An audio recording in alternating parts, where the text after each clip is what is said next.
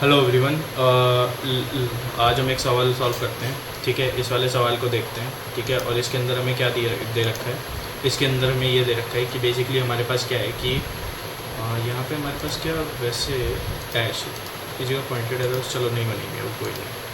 ठीक है, मैं एक काम करता हूँ, दोनों एरोज लगता हूँ। ठीक है, बेसिकली मेरे पास क्या है कि मेरे को इसमें एक क्वाड्रेंट बनाने की कोशिश करूँगी। हाँ ठीक है,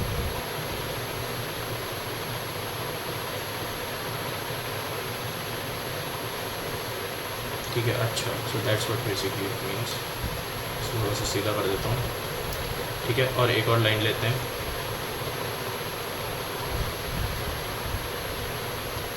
हाँ जी, तो चलिए आज हम ये वाला सवाल देखते हैं। ठीक है, ये वाला सवाल क्या कहता है। ठीक है, ये वाला सवाल ये कहता है कि हमको इस क्वाड्रिलेटरल का एरिया निकालना है जिसके हमारे पास पॉइंट्स दे रखे हैं। ठीक है, तो एक काम करता हूँ, मैं इसके पॉइंट्स लिख लेता हूँ। ठीक है, अब देखो ये वाला जो क्वाड्रिलेटरल है, ठीक है, इसमें a-3 2 दे रखा है। ठीक है, -3 2 यानी कि ये कौन से, ये बेसिकली सेकंड क्वाड्रेंट में आएगा जहाँ पे x नेगेटिव है y पॉजिटिव है। तो इसकी एक बार पोजीशन कर देते हैं।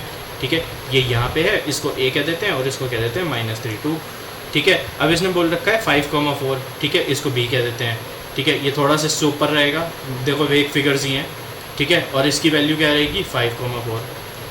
ठीक है, अगर ये क्या हुआ कि ये 5,4 हो गया, तो जो अगले हमारे पास वैल्यूज आएंगी वो क्या आएंगी। तीसरी वैल्यू है सी की, विच इज 7,-6, यानी कि x पॉजिटिव है y नेगेटिव है, फोर्थ क्वाड्रेंट में आएगा। ठीक है, तो यहाँ पे ये थोड़ा सा और दूर जाएगा, यहाँ पे c। ठीक है, 7,-6। ठीक है, और फिर क्या है कि -5,-4 जिसमें दोनों ही नेगेटिव हैं, और वो बेसिकली हमारा किधर आएगा, वो हमारा थोड़ा सा और इस तरफ आ जाएगा। ठीक है, यहाँ पे d -5,-4। ठीक है, जैसे ही हमारे पास ये वाली वैल्यूज़ आ गई ना, तो हम एक काम करते हैं, अब ना हम एक काम करते हैं, इनको बेसिकली क्या करते हैं, जोड़ लेते हैं ताकि हमारा क्वाड्रिलेटरल हमें मिल जाए। ठीक है, इस वाले पॉइंट से लेके इस वाले पॉइंट तक एक एरो बनाओ। ठीक है, ठीक है, फिर क्या करो, इस वाले पॉइंट से एक एरो इधर तक बना दो। ठीक है, इस वाले पॉइंट से लेके एक एरो इधर तक बना दो,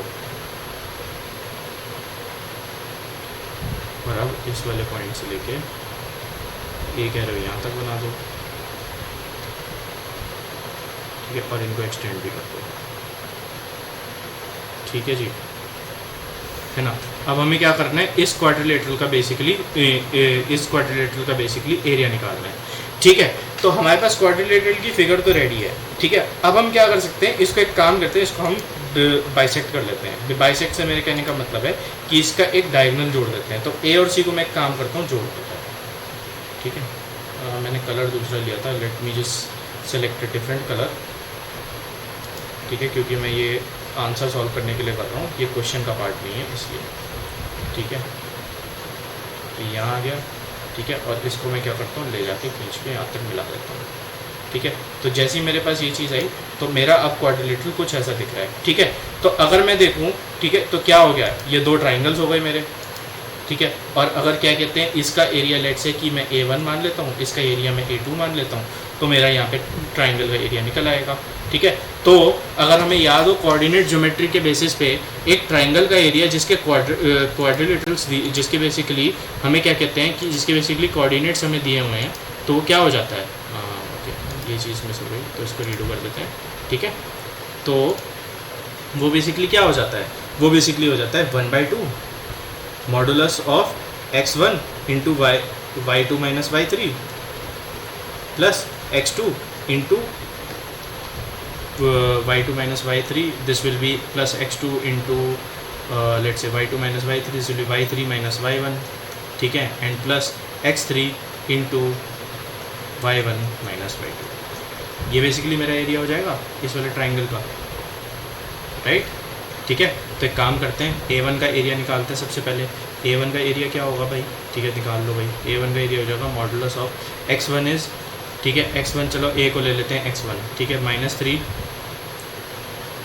ठीक है, इंटू y2 माइनस y3, ठीक है, y2 माइनस y3, ठीक है, y2 माइनस y3, ठीक है, y2 is this and y3 is this. ये बेसिकली क्या बना, ये -2 बना। ठीक है, फिर हमारे पास क्या बना, x2, ठीक है, इंटू y3 माइनस y1, ठीक है, -6 कर दो, ठीक है, plus -5 into y1 minus y2 which is 2 minus -6, ठीक है, ठीक है। अब इसका देख लो, ठीक है, ये क्या हुआ, मॉडुलस ऑफ 6 माइनस 42 माइनस 40 इसका मॉड, ठीक है। ये बेसिकली क्या हुआ 1/2 इंटू -82, ठीक है। अगर मैं देखूँ ये हो गया -82, ठीक है, -82 -6 बिचुली -76, और इसका मॉड कर दिया तो ये जाएगा 1/2 इंटू 76 विच विल बी 38, ठीक है। तो 38 यूनिट्स इसका आ गया, ठीक है। अब एक काम करते हैं हम एक काम करते हैं इसका, तो इसका भी एरिया निकाल लेते हैं, क्या कहते हैं A2 का, ठीक है। A2 के एरिया के लिए क्या करना है, हमें ट्राइंगल ABC का एरिया निकालना है, ठीक है। तो हमें सेम फार्मूला लगाना है, ठीक है। एक काम करते हैं यहीं पे निकाल लेते हैं, थोड़ा सा स्पेस की दिक्कत है बट आई थिंक ये यहाँ पे हो जाएगा, ठीक है। A2 इक्वल्स टू 1/2, थोड़ा छोटा छोटा लिखता हूँ मैं यहाँ पे, ठीक है, इनटू इसके लिए x1 में मान लेता हूँ -3, ठीक है। x1 तो चलो ठीक है सेम रहा, ठीक है। x2 माइनस x3 क्या हो गया 4 माइनस -6, ठीक है। तो ये बेसिकली क्या हो गया 4 माइनस -6, ठीक है, प्लस ओके x1 हो गया। अब x2 लेते हैं, ठीक है, x2 इज़ 5, ठीक है, इंटू y3 माइनस y1, ठीक है, -6 -2, ठीक है, विच विल बी -6 -2, ठीक है, plus x3 into y1 minus y2 -2, इसका ले लो -2, ठीक है, इसका मॉडुलस, ठीक है। ये देखो ये क्या बनेगा, ये बनेगा मॉडल 1/2 इंटू मॉडुलस ऑफ, ठीक है।